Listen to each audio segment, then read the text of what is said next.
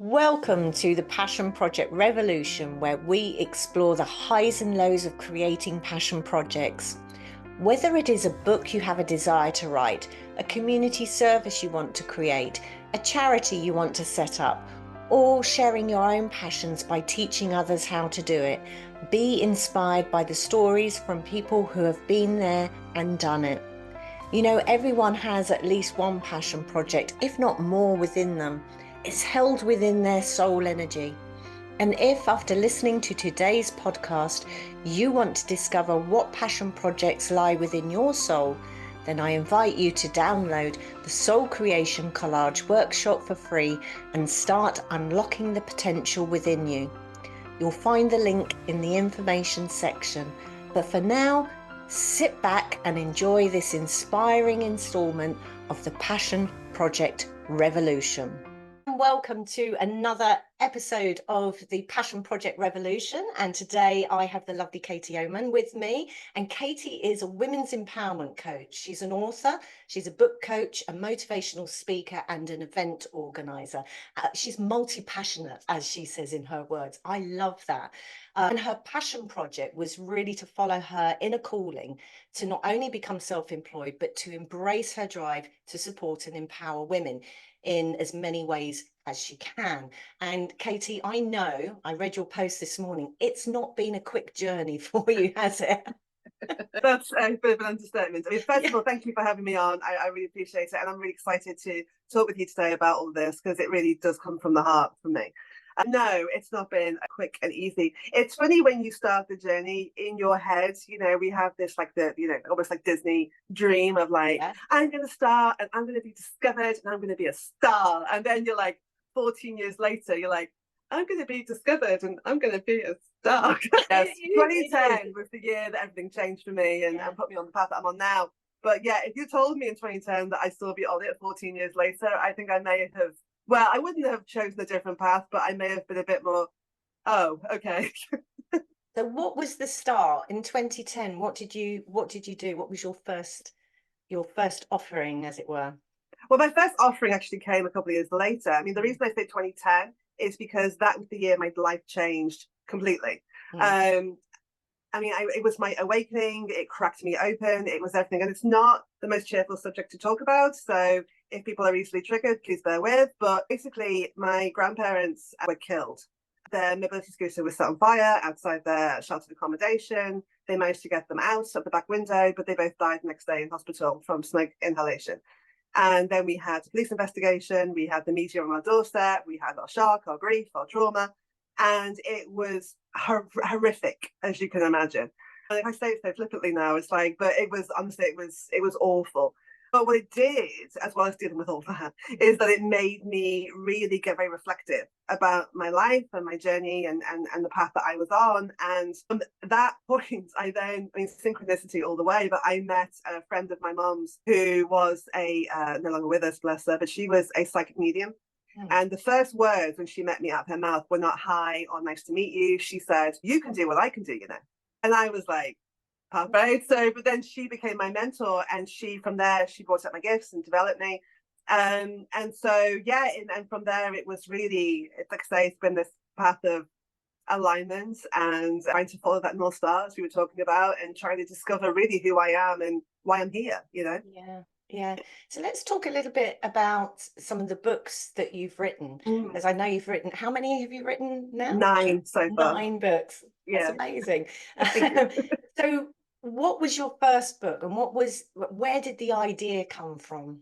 Yeah, absolutely. So, again, saying this out loud sounds kind of a bit weird now, but I wrote my first book after I had my twins. My twins were born in 2012 after a really horrific birth, and they were 10 weeks premature, and it was a whole thing.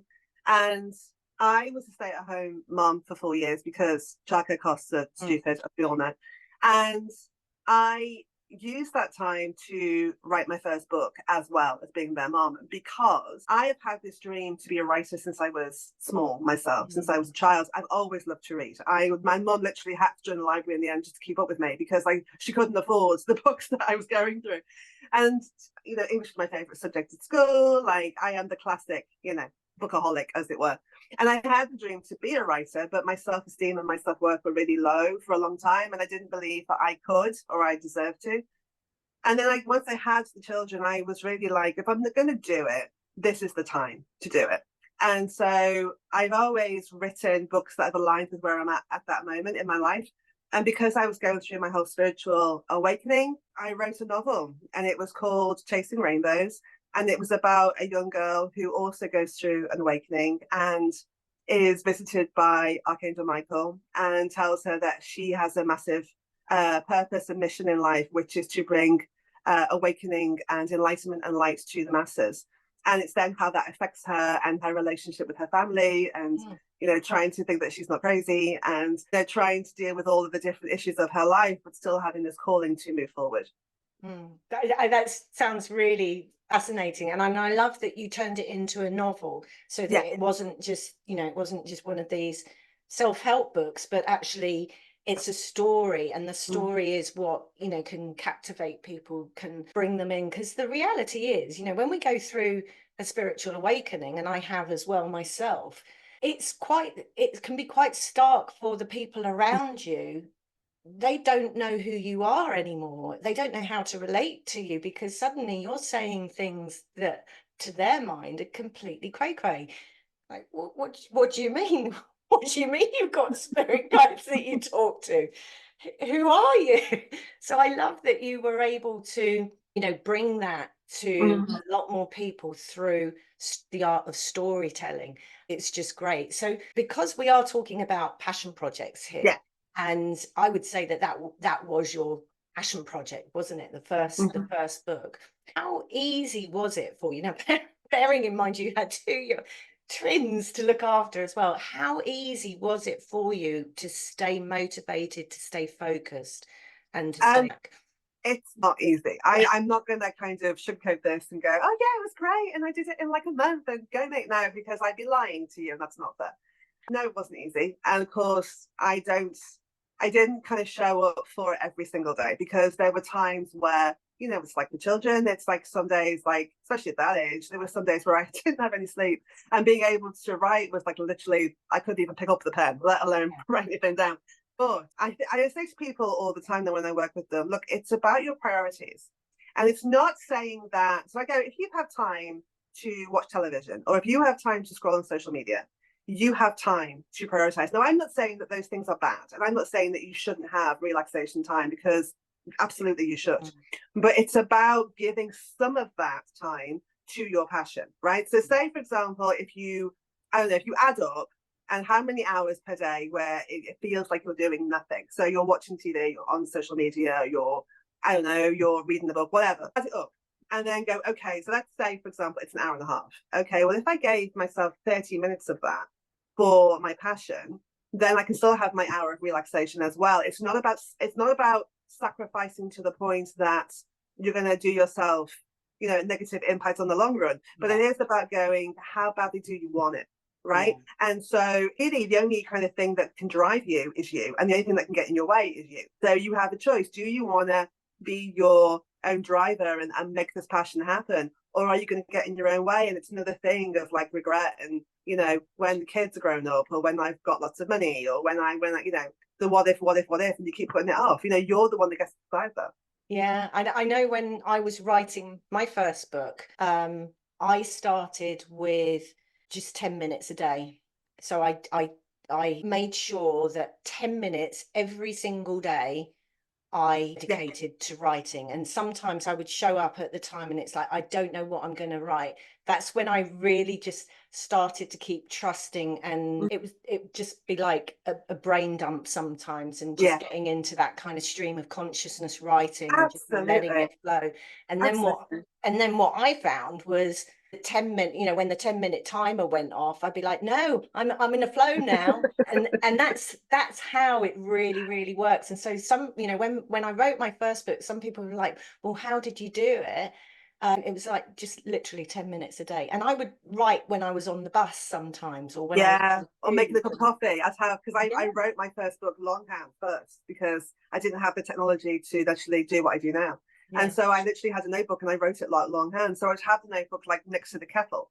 So when I was making myself a coffee, I would do a bit of scribbling, or if it was there by the sofa. So, if I was sitting down, I got a minute. It's making the most of these opportunities so that it's available. The other thing I think is really important when writing, and I'm sure you relate to this, is that your first draft is putting sand into a bucket. That's all you're doing, because you cannot edit a blank page. It doesn't matter how bad or how good that first draft is. You're not going to publish. Nobody publishes their first draft. Not even Stephen King publishes his first draft, right? It's just blur on the paper. The editing is then taking that sand and making it into a sandcastle, right? So people get really in their head about it. And I think there is this level of like perfectionism that they won't allow themselves to be bad, but you have to start somewhere, And I really, when I work with people through my book coaching, I say, look, for the majority of them, just keep going. Don't look over your shoulder at what you've written, because it changes the part of your brain that you're working with. You're going from creative into analytical, and it's hard then to go back into creative, right? So just keep moving forward and just keep writing. And then whatever is behind you, we can fix it afterwards. And it seems to be that it helps, because otherwise you get yourself on a hot mess. Honestly, it's not fun. Yeah. So when you first started writing your book, your first book, did you know how you were then going to publish, or what funds you needed, or was it a case of, I've just got to get on and write this? I just had to write it, and I just got to get it finished, which I did. And then I had this dream again. Bless me, bless my younger self. I was like, I'm going to send it off to publishers, and they're going to love it, and I'm going to be like this global superstar writer. And I did send it off to a number of publishers. Got a lot of rejection back, apart from one who is pay to publish, which I always say to people, you really shouldn't have to pay to publish. That's a huge scam. Don't do that. And in the end, I got to a point where I could have allowed the rejection to really trip me up and make me feel worse about myself. And I know that a lot of potential writers do.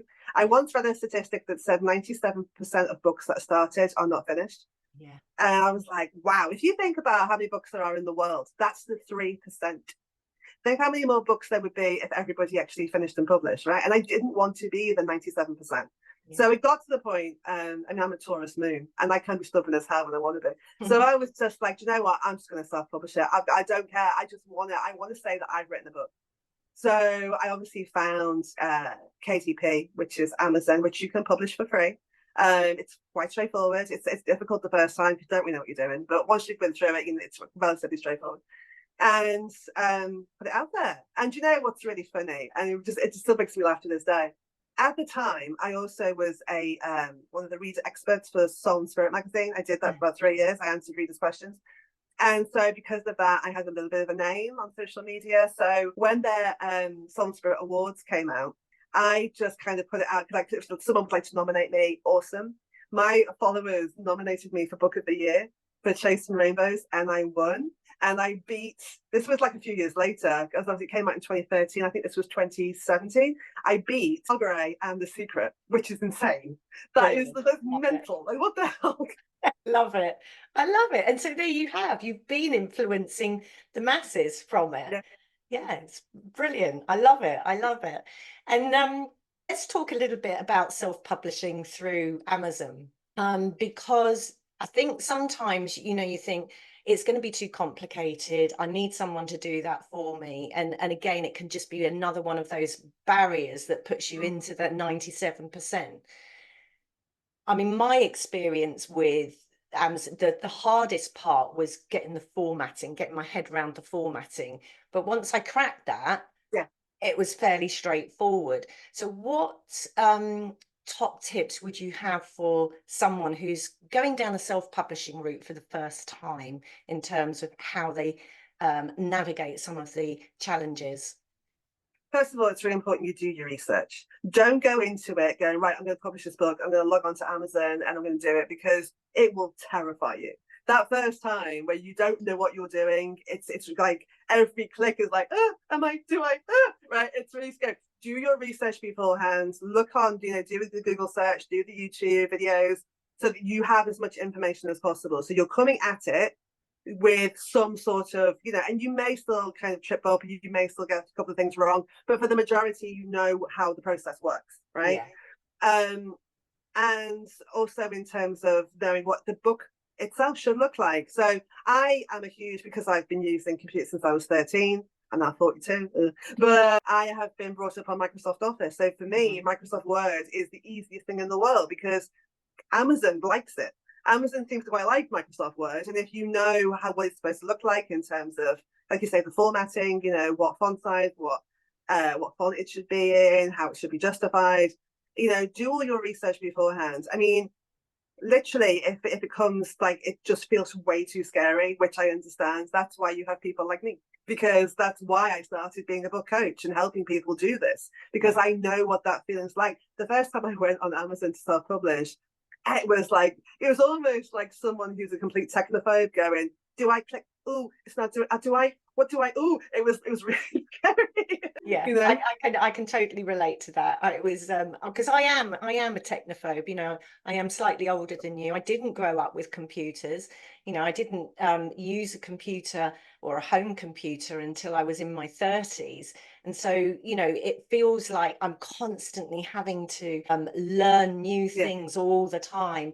And, you know, and with my first book, I paid someone a lot of money to format, to proofread, and to upload it to Amazon. And it was full of mistakes and full of errors, you know, and it was like a really good piece of advice. Sorry to interrupt, but I do think it's worthwhile having a good editor because sometimes you can't see what's in front of you. The writing, because you've read it so many times and you're reading it, not what's actually there. You're reading what's in your head and what you think should be there. So it's almost like the writing is here. You can't see it properly. And having a good editor, and that's hard because obviously you have to find someone you can trust and knows what they're doing, helps you to just make sure that it's all ticking all those boxes, that, you know, your spelling, your punctuation, your grammar, your formatting. You need somebody that kind of can oversee it so that when you do come and do the Amazon thing, that you're not going to get those, you know, when you do the print preview, you don't want it so that it then like, does all the red flags go, well, this is wrong, that's wrong, that's wrong. You know, to go through it and sail through it and it's all fine, it's just the nicest feeling in the world. Exactly. And, you know, when it came to my second book, I did it all myself. And I reread it. I hadn't, you know, I published it about 4 years ago, I think, and I reread it the other day, and I was like, there's still quite a few errors, not as many as the first book, but I edited. So here's my tip for someone who might not have the finances to pay for an editor. I edited with my non-physical team, so I got them to proofread. I know it sounds really bizarre. Not to me, I am the woo-woo girl, doesn't sound weird to me at all. And they did a pretty good job because there's only, you know, from the whole book, there's only a couple of things that I was like, oh, they didn't pick up on that, or I didn't pick up on that. So yeah, you know, but also someone else told me you can put the whole thing into a different font, and then when you read through it, you're more likely to pick up on some of the errors. Good. I like that. I was just thought another good tip is on, I don't know if it must be on other programs. I'd say I'm a Microsoft girl through and through, but I know on Word you can get it to read out loud for you. So you can literally listen to the book being read. It's a bit slow and it's a bit Siri voice, but it does help you then just hear it differently. You know, it's like you're listening to what's there again, not what you're reading, not what you think is there. Oh, that's really good. So from your first book, you wrote some other books, and then you became a book coach. And what do your clients call you? Well, one of my clients, who's also now my friend, she called me the book doula because she said, so while you're coaching us, Katie, it's like we're there through the pregnancy, and then the publishing process is obviously the birth, and then because I support them with marketing and promotion, then that's then like the aftercare and the afterbirth stuff. So I was like, oh, that's really cool. I sort of think about it. I do love that, because the thing is, it's like, you know, you may have written your book and it's like, oh, I've done that.